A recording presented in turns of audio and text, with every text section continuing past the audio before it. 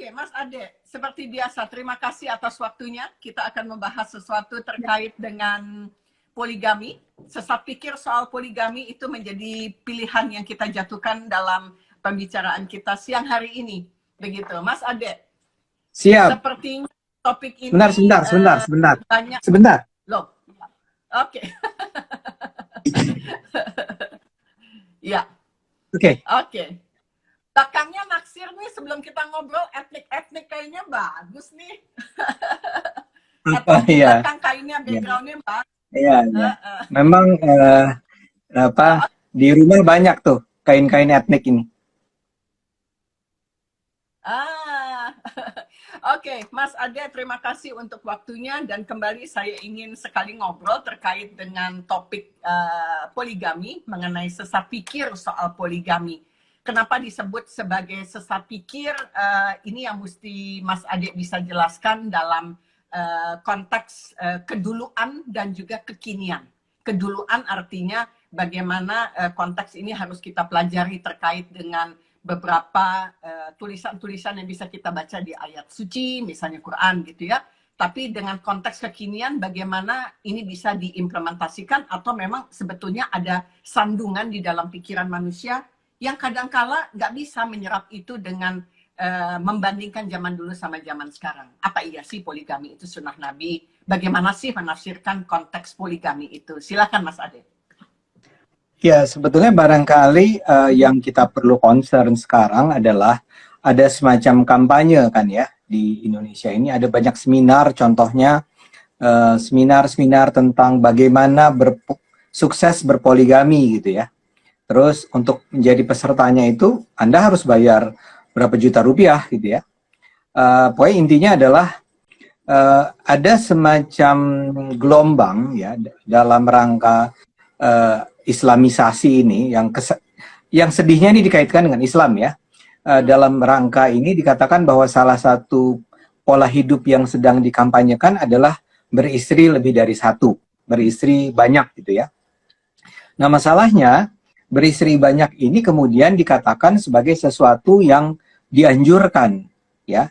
Bukan konteksnya bukan lagi darurat tapi dianjurkan.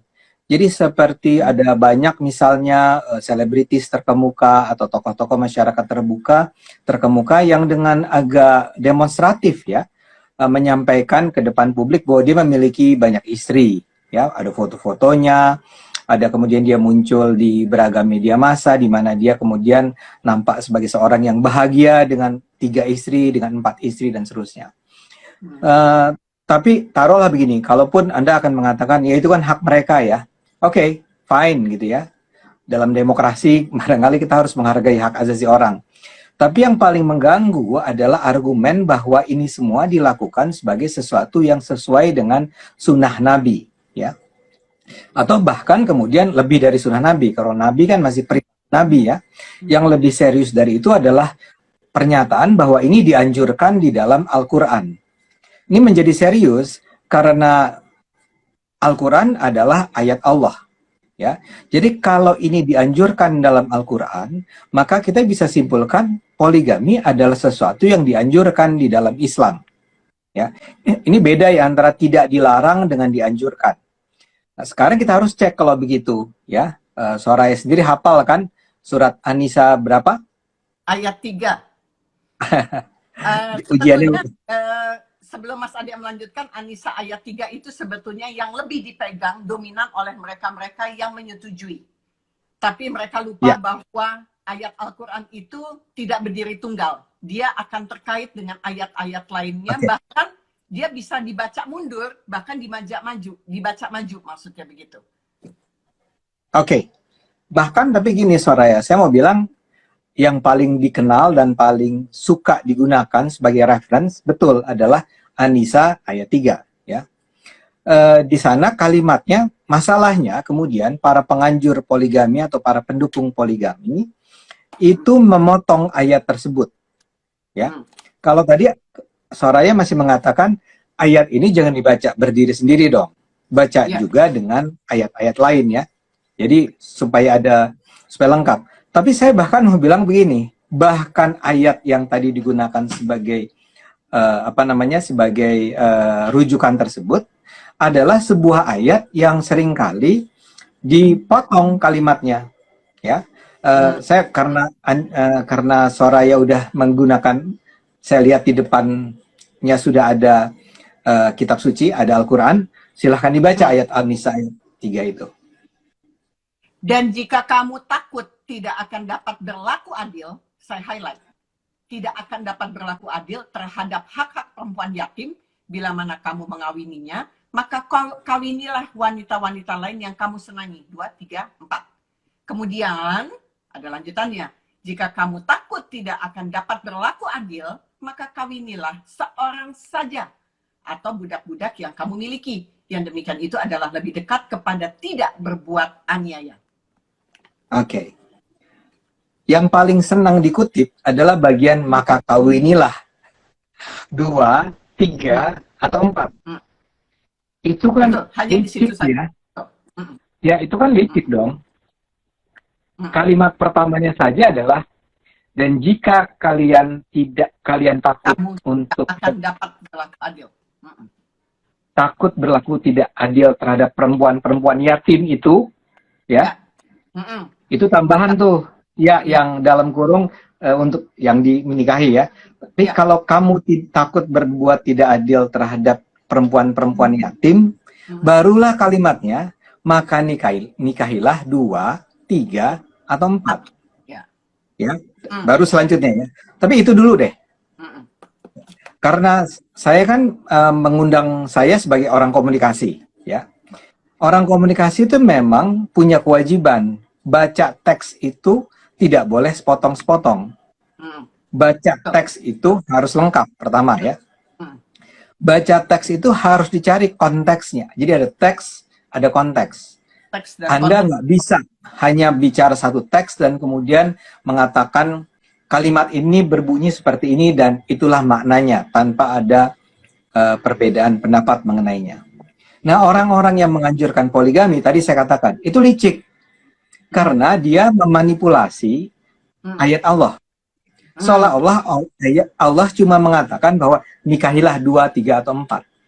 Padahal ini kan if clause, conditional clause. Kalimat yang di situ ada syarat, ada kondisi yang harus dipenuhinya terlebih dahulu.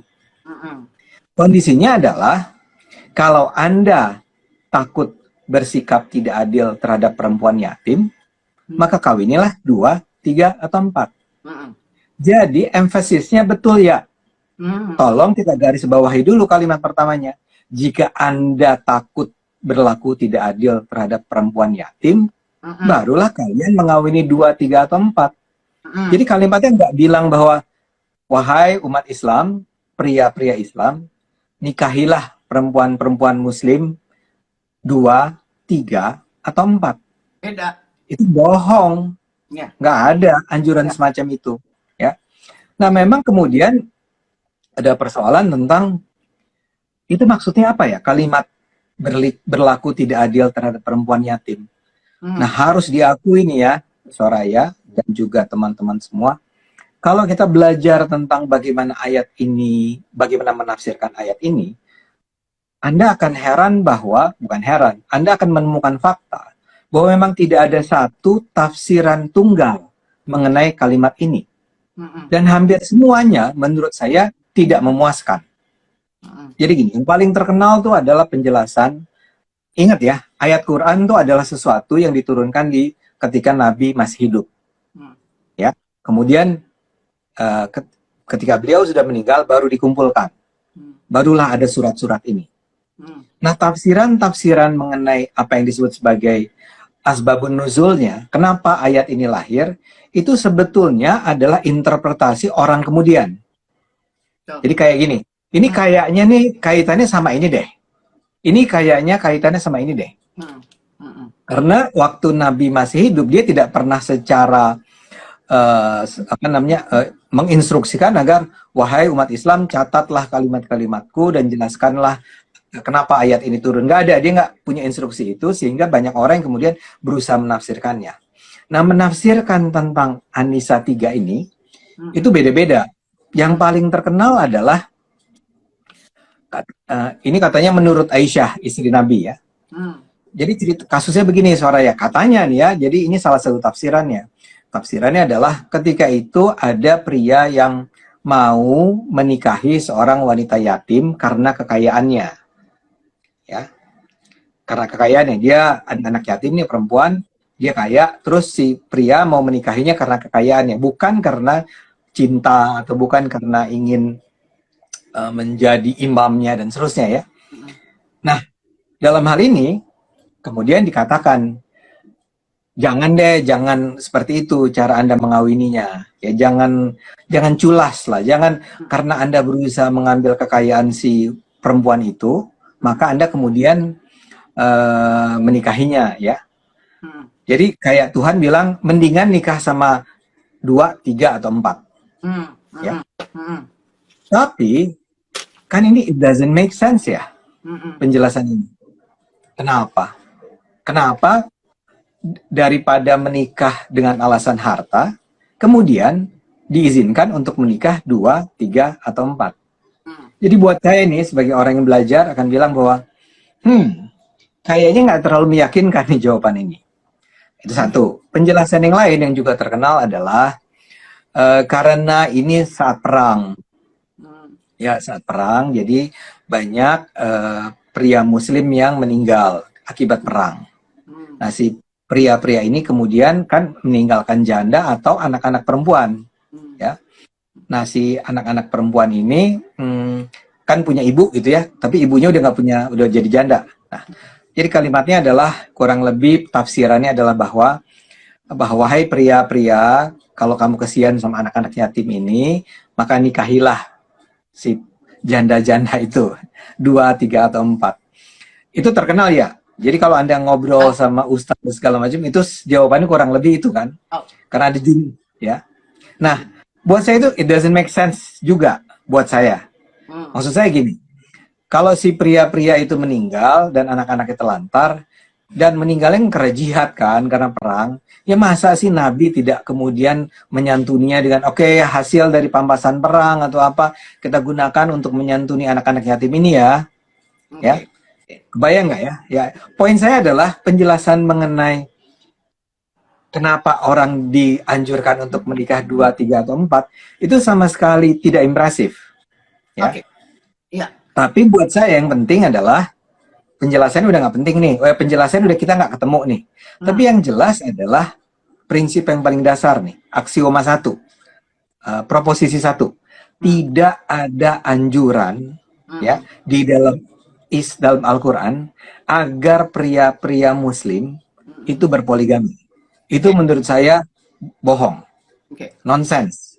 Jadi kalau Anda nih si pria-pria ini mau bikin seminar poligami, bagaimana hidup poligami dengan sukses dan seterusnya, silahkan. Tapi jangan pernah ya kalian bilang bahwa Islam itu menganjurkan poligami atau mengatakan poligami itu adalah pilihan perkawinan yang lebih baik daripada monogami. Karena nggak ada dasarnya ya. Itu bohong. Makanya pertanyaan Anda tuh relevan. Apa iya? Itu dulu.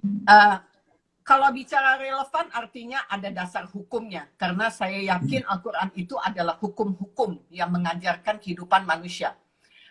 Saya akan memberikan satu jawaban untuk make sense. Kata Mas Ade bilang, oh itu nggak make sense untuk saya. Saya akan kasih jawaban make sense, Mas Ade, dari surat 4 ayat 3 adalah di surat An-Nisa itu sendiri di ayat 129 yang mengatakan bahwa fakta kalau kamu sekali-kali tidak akan dapat berlaku adil.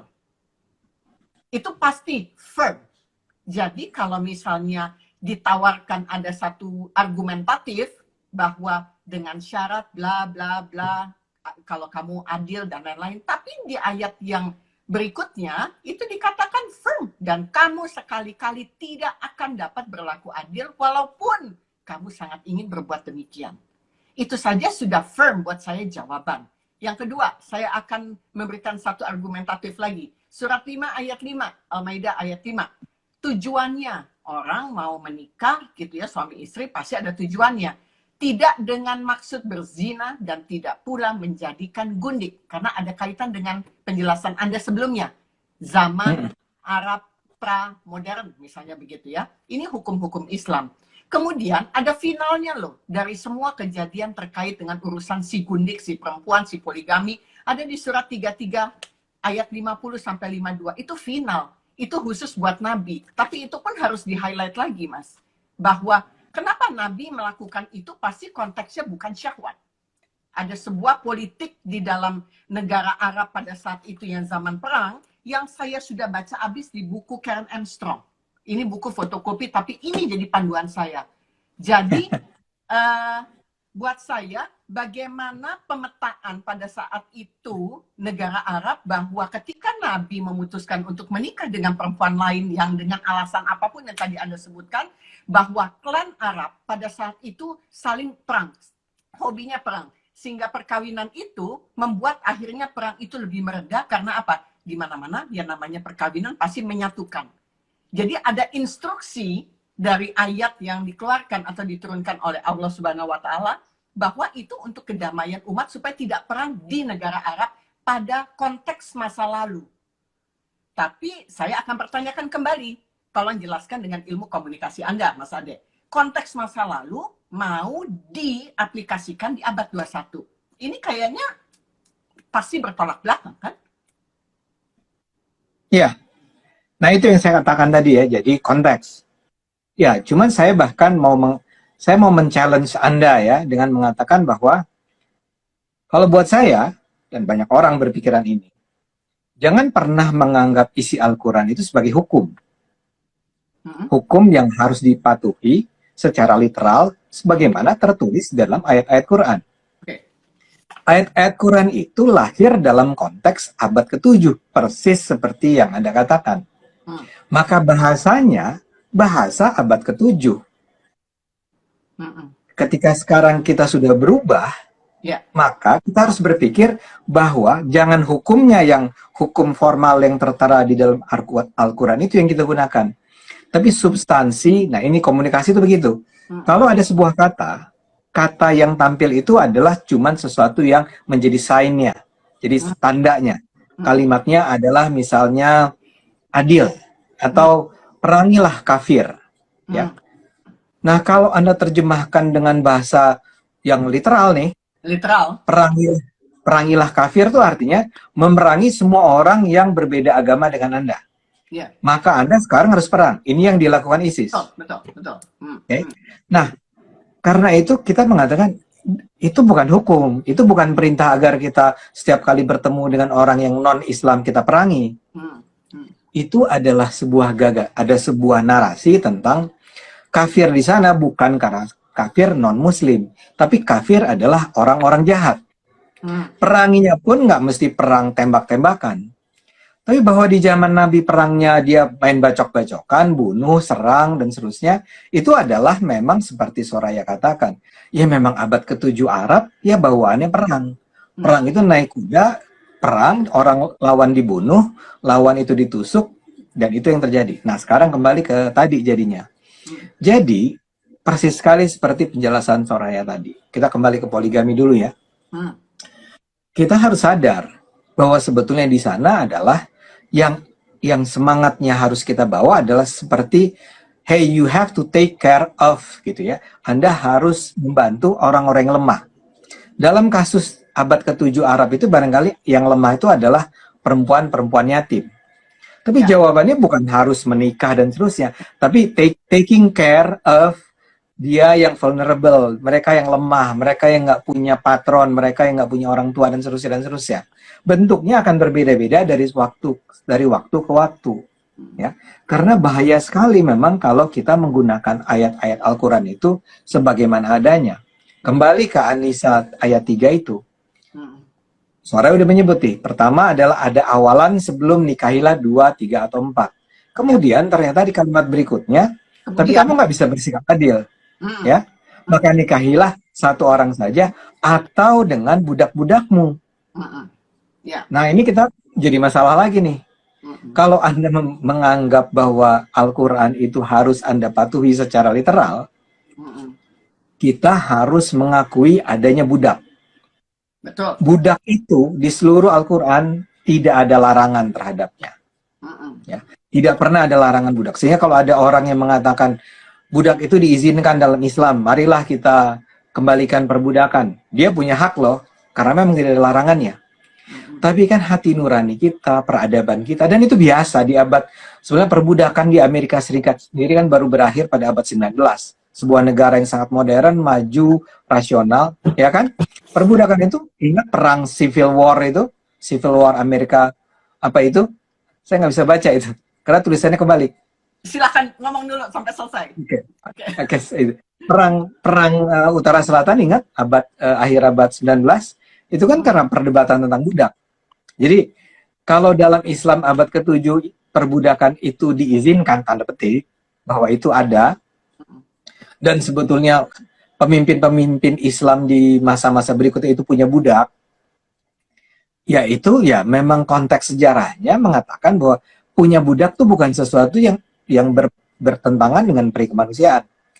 Tapi kan sekarang di abad 21 itu udah nggak kita terima, ya. Maka kita akan katakan bahwa kita menolak perbudakan.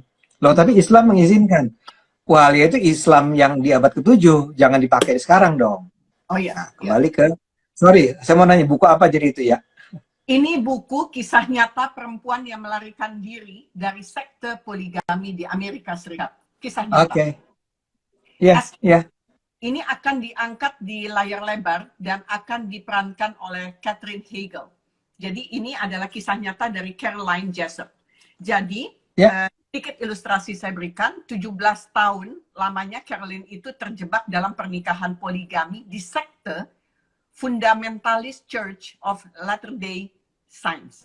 Jadi sekte ini adalah sempalan yang tidak diakui keberadaannya oleh gereja Mormon. Jadi artinya kondisi poligami itu bukan hanya terjebak pada urusan keislaman, tapi juga ini di luar keislaman juga terjadi. Dan ini kisah nyata.